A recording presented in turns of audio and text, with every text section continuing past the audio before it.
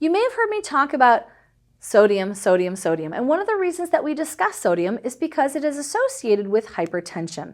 So if you're unfamiliar, hypertension is a scientific term for high blood pressure. If we're going to quantify blood pressure, normal blood pressure or healthy blood pressure would be 120/80, or 120 millimeters of mercury for the systolic pressure and 80 millimeters of mercury for the diastolic pressure. If someone has high blood pressure, it's been measured high for 3 or more times in a doctor's office. And by high, I mean the systolic blood pressure is more than 140 millimeters of mercury on a regular basis, or the diastolic blood pressure is greater than 90 millimeters of mercury on a regular basis.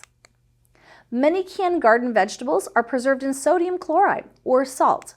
And when the salt is excreted, it's followed by the water that's in your blood. So in a situation where we're consuming, again, a lot of sodium, we have water retention, we have an increase in blood pressure, then we have the salt and water excreted. And so with that situation, we have a flux of water and electrolytes that does put a stress or a strain on that blood vessel that's inside your system. So we don't necessarily want to have, again, a lot of salts, high blood pressure, then all of a sudden you're urinating it out, and then we see the blood pressure go down. And so we have this, oscillating blood pressure, which isn't necessarily the best for your overall health and well-being.